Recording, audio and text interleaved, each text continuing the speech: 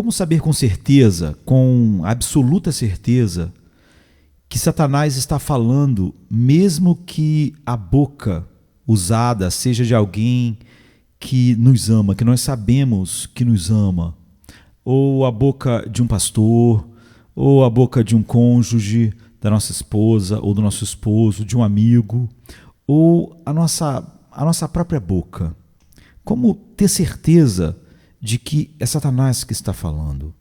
Nós sabemos que em Mateus 16, 23 acontece algo que é meio chocante, não é?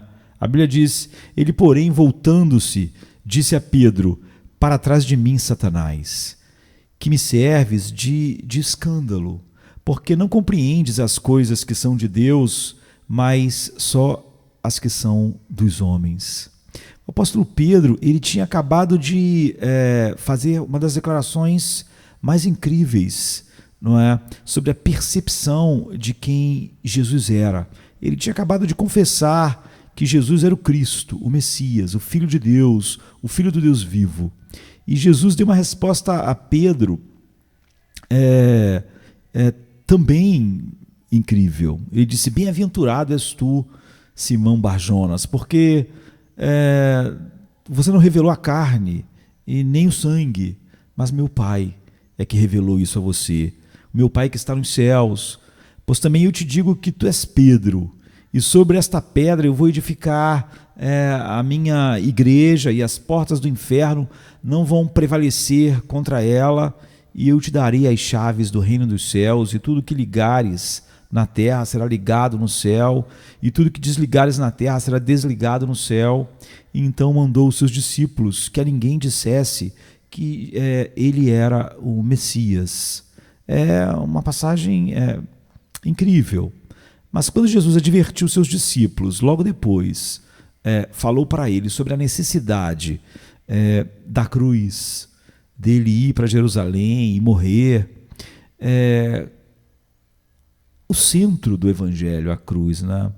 E é o que mais falta hoje, né? Nas pregações, na teologia, no coração das pessoas que se dizem cristãs, a cruz. E isso tem se tornado cada vez mais raro. E era sobre isso que Jesus falou, sobre a cruz, sobre aquilo que Paulo disse, né? Cristo e este crucificado. Pedro imediatamente levou Jesus para um canto e começou a repreender Jesus, como é tão comum hoje, não é? Parece você ouvindo alguém impregnado de tudo que a nossa cultura falando com Jesus. Pedro começou a dizer: esse não pode ser o plano de Deus. Tenha pena de você mesmo, pense em si mesmo. Deus não quer que você sofra. Não aceite isso, não seja negativo. Ou seja, Pedro disse que a cruz era uma má ideia. E disse literalmente que Jesus devia ter pena de si mesmo. Isso é a coisa mais comum hoje em dia, não é? Talvez seja o primeiro impulso do nosso coração dizer isso: tenha pena de si mesmo, pense em você mesmo. E a Bíblia diz que Pedro, tomando Jesus, levando ele à parte, começou a repreendê-lo, dizendo: tenha compaixão de ti mesmo, de modo algum isso vai acontecer, isso não vai acontecer de forma nenhuma. É o que Mateus 16, 22 diz. Pense em você. Isso não é quase um mantra na nossa cultura. Pense em você, tenha pena de você mesmo, tenha compaixão de você mesmo. Então, como as palavras de Pedro se parecem com a grande maioria dos sermões que são pregados nos nossos dias e do tipo de consolo que as pessoas querem imediatamente dar às outras pessoas. Pense em você mesmo, tenha compaixão de você mesmo.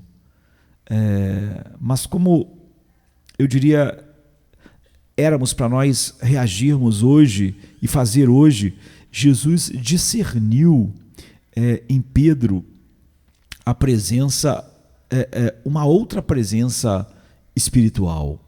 O Pedro que pouco antes tinha falado sobre a força iluminadora de Deus, como o próprio Cristo descreveu, agora estava falando sobre o poder, sob o poder tentador de Satanás. E é espantoso isso, né? É espantoso que o próprio Pedro não pôde perceber a diferença entre uma coisa e outra. Quando ele estava falando sobre a percepção que o Deus dá, sobre a direção do Espírito de Deus, e quando ele estava falando sobre outro poder agindo nele, o poder tentador de Satanás. E Pedro não discerniu uma coisa da outra.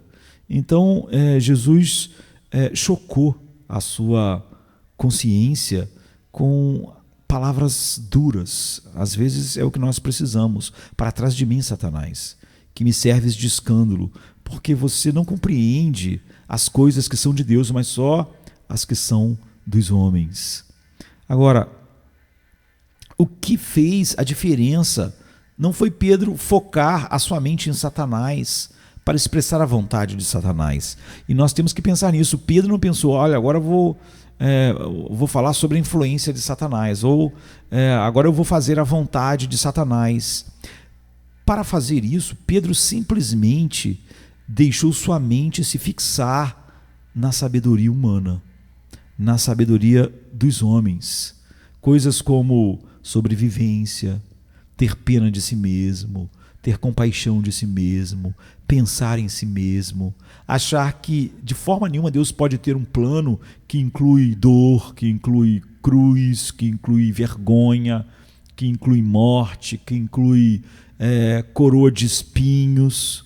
Achar que Deus de fato existe para nosso conforto e que Deus não vai ter um plano que envolva nosso sofrimento, nossa dor, que Deus está aqui e tem planos para o nosso conforto, para nos servir e para nos ajudar a evitar todo tipo de aflição, que a vontade de Deus é essa. Ou seja, qualquer coisa que parece extremamente razoável, e inteligente até, compreensível para a mente humana natural, adâmica, centrada em si mesmo, mas é completamente contrária à mensagem da cruz, que sempre será um escândalo e uma loucura para a mente natural. Como Paulo diz em 1 Coríntios 1, 23, nós pregamos a Cristo crucificado, que é um escândalo para os judeus e loucura para os gregos. Então, sempre que ao pregar a cruz é omitida, sempre que eu tentando consolar alguém esqueço a cruz, sempre que um pastor ao pregar omite a cruz para que o mundo, a mente natural, possa gostar do evangelho, se sentir confortável, se sentir consolado, o pregador não passa de porta-voz de Satanás. O que deve ser pregado é exatamente o escândalo da cruz. Paulo disse, porque nada me propus saber entre vós, a não ser Cristo e este crucificado, em 1 Coríntios 2:2. Essa mensagem deixa claro que um dos motivos pelos quais Cristo morreu é fazer de nós homens que também tomam a sua cruz e não abracem a ideia ecoada por Pedro. Tenha pena de si mesmo, tenha compaixão de si mesmo, pense em si mesmo. Pelo contrário, Mateus 10:38 diz, e quem não tomar a sua cruz e não seguir após mim, não é digno de mim. Cristo só encontra homens num lugar. Cristo só encontra homens na estrada do Calvário. E é por isso que ele dizia a todos, se alguém quiser vir após mim, negue-se a si mesmo e tome cada dia a sua cruz e siga-me, como está em Lucas 9:23. Ou seja, o chamado de Cristo para nós é, venha e morra. Venha e morra. Para segui-lo, para nós seguirmos a Cristo, o velho e egocêntrico eu deve ser crucificado. O nosso mote não é? Não é tenha pena de si mesmo, não é mais tenha compaixão de si mesmo ou pense em si mesmo, mas morra para si mesmo. Nós devemos a cada dia nos considerar mortos para o pecado e vivos para Deus. Qualquer tipo de mensagem agradável do tipo tenha pena de si mesmo, Deus não pode querer isso para você. Não morra, não negue-se. Deus está aqui para impulsionar você e satisfazer os seus sonhos e desejos. Deus é bom e não pode fazer parte do plano dele a cruz, a aflição, a dor. Nada mais é do que Satanás falando, por qualquer um que assim fale. Mesmo você, mesmo alguém que você saiba que te ama, como nós sabemos que Pedro amava a Cristo.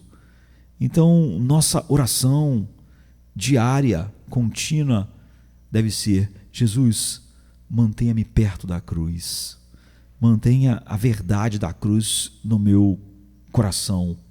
É isso. A cruz é a única coisa que pode nos manter livres do pense em si mesmo, tenha compaixão de si mesmo. Deus não pode querer isso na sua vida, como Pedro falou com Jesus e como a nossa cultura fala continuamente. Não é? Pense em si mesmo, alimente o seu eu para aumentar a sua autoestima, pense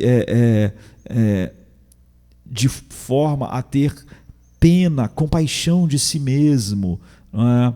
Quando na verdade o chamado de Cristo é venha e morra para si mesmo. E esse é o verdadeiro chamado que distingue, não é, a voz de Deus para nós da voz de Satanás, mesmo nas bocas menos prováveis, não é? Vindo das pessoas menos improváveis que nós esperávamos ouvir a voz de Satanás através daquela pessoa. Nós precisamos vigiar e saber quando Deus está falando e quando Satanás está falando. Amém.